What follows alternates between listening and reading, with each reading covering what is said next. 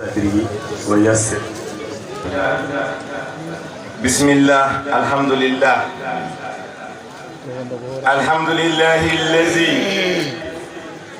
تدانت بحكمته الأرواح وتباعدت بها غياكل والأشباح، والصلاة والسلام على نبي الذي للشر مغلاق وللخير مفتاح، محمد روح الوجود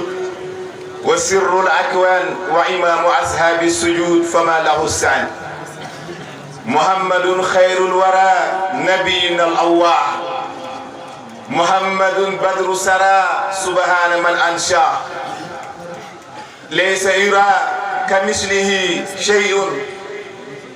نبينا زين الزمان وبدر طالب، رسولنا طود الأمان وحسنه الماني، فهو المختار المجيد من نسل عدنان، رسوله الداعي الشعيد للإنس والجان، ببئشته دعا الخليل وبسر الروح، ونال أمن جبرائيل رفيقه الروح، وآدم ناجى الجليل به كذا النوح، وقرن اسمه الشعيد مع اسم الرحمن،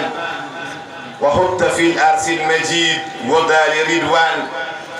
أفضل من قال بلى قبل المجيدين،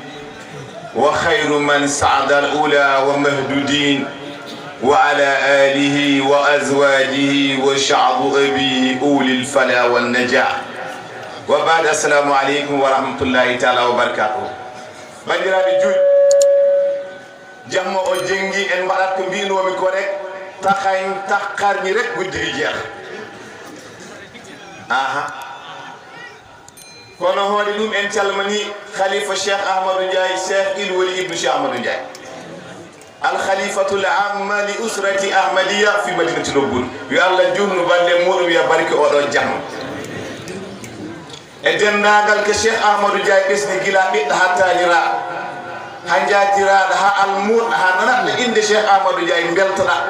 min calmanima o jamma mawlidi nabi sallallahu alaihi wa sallam taniɓe cheikh ahmadou ndiaye ɓe dentuɗen jamma o e gardegol hammed maoul aynayni mo mal ayni cheikh ahmadou ndiaye e dendagal miñiɓe muɗum Chérif mu jeewuma leen de xam nga naar bi dañ koo jox léget ne ko demal ratta béy yi mu dem njëkkee sikket yi donc ɗum hawni naaɗo toon to ɓiddugal wiya yaɓɓiroye beyɗi ya idori danɗi ɗi ɓe mbi ɗum egate o wima hollat debbe ɗiɗi moccata biñ ko joxee léget ne ko rattal dafa njëkkee sikket yi ñu ne ko lu tax mu ne dama bëgg woon yu jigéen ñi ne duñu mucc rek jamma onon mawlidi nabi sallallahu alayhi wa sallam cheikh sadou wino bismillahi alqadiri wa alimi lcharairi lada ibtidai zakiri qumu li hadha almawlidi holmo woni on o wi kam cheikh sadou wa qad rawa isnay asar khallat min shahri al aghar tajul ula wajhu al qamar sallu ala muhammad kam jibina cheikh sadou kam jibina e oɗo jamma sallallahu alayhi wa sallam kala mbo cukkuɗa e jibinande muɗum haɗa linca haɓoye jiya hen ko wiyete cam ha heddi rasulillahi aha kala baɗo won kamum noon rasulillahi rek cukkuta e jibinande mum haɗa lince huwa al abar ibnu l abar barrul ila abil basar musalsalan miman sajad tabitaharahu min qabli zaliza wama nala liza min qabli zaman ukrima holle jibinira e holde jibina fi yawmil isnayni ko ñalngo altine holmo woni yaye muɗum aminatu holmo woni ba muɗum abdoullahi ko hoɗo seydil haji malik sibir andi kay ñalade nde e ɗiɗo fissi ibi yawma sinal muhtaru qad humilat wa qala suhayl bun abdoullahi zu wazani leyla al arubati هل الدر في رجب ثم المنادي مسمع الفيل ياي آمنة جمع الكمس لون رجب ليغو إمي إكيتي عبد الله وجبي إروم ياي مير آمنة بنت واحد نتذكر حال جمع الكمس ولجمع الجمع قد الجمع لين إمي كيش عبد الله ما يهيرهم يا إمي أمينة ويا لين أجوني نمو إندي ريد أمينة كلون هول دل إنغندي وإندي أمينة كشوي في الشيء يوم سند المختار قالوا ملا كلهم يلمو ألتين وندو يلمو ألتين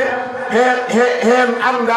wondene Aïcha bintu Wahab ko cowiɗa holmo sowi Mouhammad wi Abdoullahi homo koñ o wiyete mo wiyete ko Cheibi Abdoul Moutalib noon koñ o wiyete wona han mbiya quartier sangam e ndir saare e Makkatul Mukarrama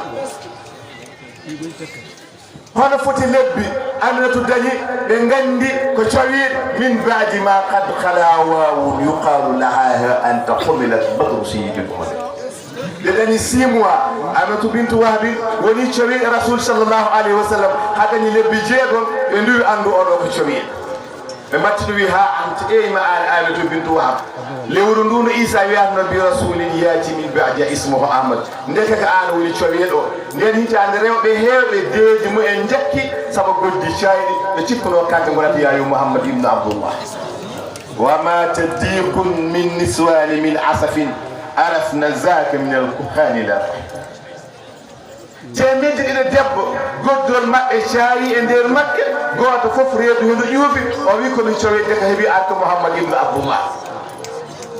على جمال ويك على هفوف قدم إنشاي وجاء رأسه من يمن ومن إبر أذناه أيناه حبيب الله مرة en jodi goto en yufi reedu ha fajir altino o foti Allah ñani Jibril alayhi salatu wassalam lewru gammu dariyem ñani goo gammu annabaɓe ɓe malaikaji ɗi aɗina ndiwa heɗi taaro e nder aljanna heɗi ndiwa ko ɗi mbiya tanabbahu woni pine ndille ƴeese daron tine gande wonde Mouhammad bin Abdoullahi abona heblo ina ara ñalngu a altine ene hoɗo yo aduna si dañi lewru gammu dañi balɗe 12 fena wona 11 Mouhammad ibn Abdoullahi horot aduna yehi ha fajiri o foti kala gorko garowo walla kala ɓiɗɗo garowo ko awra ndewata ha heddi Mouhammad ibn Abdoullahi sabu Cheikh Sall wino taharahu min qable liza wa ma nala liza min qable mal ukrima respecté cer gara horma Allah totti ɗum Allah wi ɗum a rewata e awra min ngelat Jibril alayhi salatu wassalamu alanna yehi ha ɓoyi wi awa metto ko ngattuwol gorgo laaɓe ɓe koreji ɗi koɓe ko leñol mawgol ɓe pottite suudu e heɓe paɗa fodde Rasul sallallahu alayhi wa sallam fewnude ɗum e laɓɓinde ɗum si ari Allah wi Jibril wona noon de ya aljanna ƴekkanam toon Aissatu bintu Muzahim e Mariama yayo Isa ɓeɓe kam pukan Mouhammad ibn Abdoullahi وقد رأت نسوة قد قل عاسية وبنت إمران إن آتيك الهور لا تكن جبريل وقبي أو إمي فورتي شفان دي جيغم تيمد دي جيغم شفان دي جيغم ويد روني نير الجنة وجيكتو ريبه هور الأين مريم وأري أريبني نير مكة المكرمة وبات اسكت سيدتنا آمنة Muhammad sallallahu alayhi wa sallam abonende reeɓe yehi ha ɓooyi seeɗa wi senga yaay men Aminatu nanango ngo watti feɗɗude ɓe gandande ko ɗon Mouhamadou ibn Abdoullahi heeɓi arde hol keɗoto ar ko hoore nde wiya ko pullet o wi tegge kam sallallahu alayhi wa sallam leen o yeyno sin Touba wi iwanu Kisra qad sada'a sam kullahu fartafa'a nahwa sama al-mukarrami hatta sariru ankasara لأجل هول إعطراء من نور أفضل الورى ربي عليه سلم نيد هو النبي بولت هو الرسول صلى الله عليه وسلم النبي بولت الدولة حتى سرير عن كسرة كلا الله بجوم قرا ولا كلا قط تدنون ليس هو من جورنا وديك هليهن تسابي وفارس قد خمدت نيرانها لما رأت دولاتها تقطعت ببأس هذا المرشد والأنبياء أخبروا ببعشه وبصروا وكلهم قد ذكروا مقدار ذاك المولد واقتشهوا معيرفات بذي المعاني والصفات وكم له من معجزات فما لها من عدد منها سلام الحجر منها سجود السجر منها الفجار الكوثر عذبا فراتا باليد منها البعير قد سكى له وزيب قد حكى وجزء حن والبكى سوقا إلى محمد صلى الله عليه وسلم أي صلى الله عليه وسلم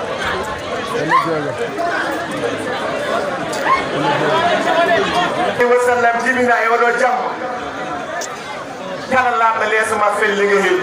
سسابو فارس فوسي يقول به هذا يجوكنا سفراء جد كوكونا وجودنا جد دول نبي كم دولي الله بوي سسابو يقول رسول صلى الله عليه وسلم إيه يدو أدون نور سفراء يقول نو ديام واتشون فولي سبحان رسول صلى الله عليه وسلم تهوينا يهور النور إذا وجاء رسول أي هو رسول صلى الله عليه وسلم تنوي كل آمنة ما نود مسودة نعندي وقت كبير كفار فور دمير من رسول صلى الله عليه وسلم لما يقول نعندي وقت كبير عرفت من يمين ومن إبراهيم أولئك النوي كم صلى الله عليه وسلم اللي في انتقالي في الكون بعد انتقالي نوره في أول الوجود وجودا وهو الأصل الأصول والأنجال yow tan gita rasul sallallahu alaihi wasallam sa hubbi on lampu dum leeri nangi fudi dum leeri lewru ari dum leeri ko fehla nga gita rasul sallallahu alaihi wasallam qad jaa wa dunya kalil muslima tawtajati dunya bi nur muhammad fa nuru muhammad ya sa'adana wa misluhu fil kawn la lam yujad nyal ngo altine wondo wana fajiri men hadon sallallahu alaihi wasallam dino ganda heddi ko sa mawni ni jammo holko woni sababu o sa mawni ni jammo holko woni sababu o فمن تعام حيئا لمن له قد قرايا مبجلا فخبئا خيرات أهل الهمم أنا وما على نجاي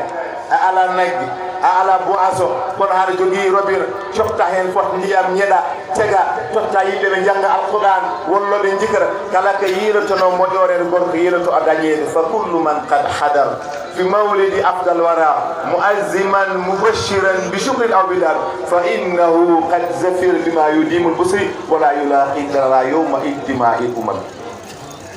سوكر نجدا ولا تيو بشكر أو بدار سوكر نجدا ولا تيو نجدا كتوفا تكلا نجارنا أنا بسمة ولا أنا بما أقنعني داير ما ونيد جمال الله صلى الله عليه وسلم وبيك يعني يوم القيامة أفوت تايلت إتحقن بايد يوم القيامة أيتها يا أبو جهل أنتم كافر غماني الله غماني نلا لين دير سورم نحوي سير كورن مفقيرو ويلو ما آمنة هم تيم عندي تاني بينجل أبو جهل يميراري كولا ويلو مين بني ما عندي سبب آمنة يشوفيل ñango altine fo gar Abu Jahl wi am hormini oɗo ñango altine sababi Abdoulaye o hen ino adon ya Abu Jahl mayide kala altine Allah tette ledde de wote lette dum hande ha altine o yaw sababu mawli narnode jamma jibne la sallallahu alaihi wasallam wadde si woni no jodo ya aljanna tawde kefere mawni ni jammo Allah ene tette ledde de si jammo ari wadde si woni no jodo ya aljanna dum tagi فكل من قد حضر في مولد أفضل الورى مبشرا بشكر أو بالعب كلك إمي رنجح دار جمع نيران مولد هل جوجي سوكر ولا هل جوجي تيو ولا هل جوجي بواسو تدين ده يمبي أن سنتوبا ويك سيهين يوم القيامة ولا يلاقي دررا سأولين الفتكين والآخرين آيات الامتحان وبقنوا لهم جمع مولد النبي صلى الله عليه وسلم ودنا صلوا يا أهل الكمال على نبي باهي الجمال من حوى كل المعال قدره ما زال عال قدره آل المفخم دائما شامي مكرم جاهه جاه المعجم وزره فوق الهلال جرد الشيخ أحمد رجاء الشيخ السسال وجميع الخدام للشيخ أحمد رجاء ينودون ويليغي بردة المدي محمد البصري موكبين محمد البصري دفا يور خليمام am li wax qariha di woy yonent bi sallallahu alayhi wa sallam fi qariha bi jeex manam bir xel lu melne bobiñ mo fa nek di warango Muhammadul Busiri jël bobiñam di warango di woy yonent bi sallallahu alayhi wa sallam be bobiñ bobu jeex muy woy sallallahu alayhi wa sallam fa mablughal ilm fihi annahu basar xamatul lum ci tek sama am rasulullah feñu ko ne ko wa annahu khayru khalqillahi kulli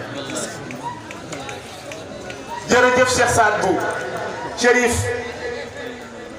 naar bi dafa xool Cheikh na Cheikh Saad Bou mu yéemu ci moom xamul lu mu koy wax Chérif wul lu na defal ñaan xam nga lu mu wax laka shukru ya rabbal wara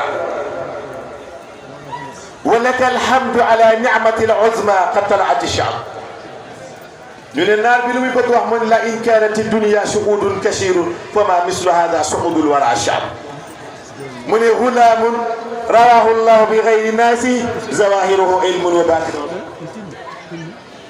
ana ni Chérif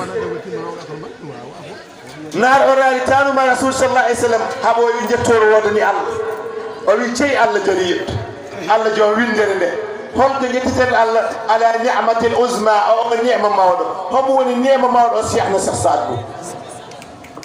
o wi haysi tawino aduna o kala jibine ɓiima mbiya ɗum Cheikh wiya ɗum Saad Bou o wona joom garat kono watano Cheikh na Cheikh Saad Bou ɓi Cheikh Mamadou Fall ibnu Mami ɗum taki jima wi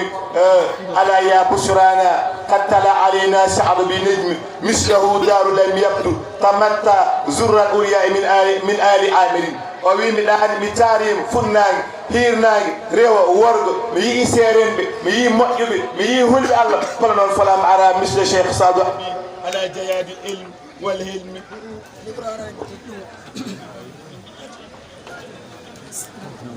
ala jayadi ilmi wal hilmi wa tuqa o wi mi taarima seerenɓe funnaange hirnaange rewa mi yiyani wona Cheikh na Cheikh Saad Bou e gandal mi yiyani wona Cheikh na Cheikh Saad Bou e ligguji mi yiyani wona Cheikh na Cheikh Saad Bou hulde Allah o wi ko gooto e kulol Allah e nder waliyaji on woni omo ilwoli Cheikh Ahmadou Dialanno on woni ceerno Cheikhna Cheikh Ahmadou Ndiaye Cheikh Ahmadou Ndiaye mi wiiri on naane daɗi kala gorko mo daɗiri daɗɗani mo wuttu walla oto kono darruma ko needi almudagal kam Cheikh na Cheikh Ahmadou Ndiaye wona Cheikh na Cheikh Ahmadou Ndiaye tarbi Cheikh Saad Bou wona kay tan en mbi'ani kay wawiɓe heɓe fof kono noon enen kam Cheikh na Cheikh Ahmadou Ndiaye wawani en enen en mbiyani kay wawi ɓe tardiɓe Cheikh Saad Bou en mbiyani kay wawi seerenɓe en mbiyani kay wawi woliyaɗi kono enen kam Cheikh na Cheikh Ahmadou Ndiaye wawani en kay acci yaye mum bam mum duuɓi jeeɗiɗi ene tarbo Cheikh na Cheikh Saad Abi e ladde yiyani ndiyam ñamani yarani ene hombi gueɗol Cheikh na Cheikh Saad Bou Allah yoɓi ɗum han taani mum e ɓerɗe mum otoji oto cat oto jooɗ oto pewnitir gara tawa hembo juusi damal galle ɗi Cheikh Ahmadou Ndiaye walla tan Cheikh Ahmadou Ndiaye kay saftuno gueroɗi Cheikh na Cheikh Saad Bou heɗe juuso damal galle Cheikh na Cheikh Saad Bou kay Cheikh Ahmadou Ndiaye wadde noon jazallahu bil ihsani Cheikh Ahmadou Ndiaye fa innahu saqana كؤوسا لا يمل سرابا جزا الله بالإحسان من كان شاقيا لأرواحنا حتى أبين إجابة يا الله يبقى إن شاء الله الشيخ أحمد الجاي ودي أدن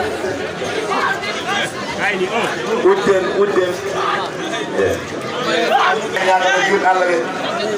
e ñaagano halif Cheikh Ahmadou Ndiaye yo Allah ɓoyi ɗum ɗo imam ratib galle wuro ngo woni ceerno men Cheikh Dawoud yo Allah juuɗo balɗe moƴƴere battane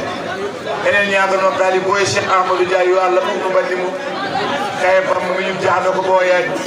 Cheikh daali buule weetal nganu so dem gidal jaaxal nanu yow lanu xam nga dem banu fu ñuy jëlee te xel mu dal naalam yi tax nañu gën a gëm yàggam fi lool ak wérum cëram bam tàmbalee ñu gën a gëm mu daal di dem fi yàggagul bu yëglu woon du ñu fi des lay koon ñu dem mu des ndax nañu moom kat fene fes ñu des fi ñun ku ñuy defal jàll yu àll yërma daal di boole Cheikh Ahmadou Ndiaye e enen calmina dennaagal gaccuɗo haajuji ma ngarɗa galle Cheikh Ahmadou Ndiaye Chérif man wonetano Cheikh Ahmadou Ndiaye kala ko feewi heen Allah wela feewi kogol maccugel mum ɓe ɓe ganduɗa heeɓe kaalen ha ɓooyaɓe gulla ɓe jara wona haydara ko ɓe jiiɗ Allah e nelaɗo mum ɓe jiiɗi Cheikh Ahmadou Ndiaye wona kaalaɗo walla haalate ko Cheikh Ahmadou Ndiaye ɓe jiiɗi Cheikh Ahmadou Ndiaye jaranima ɗum wona Ousmane Ndiaye haalanno ko imam Cheikh Daouda mo sidati Cheikh Ahmadou Ndiaye haalanno assalamu aleykum wa rahmatullah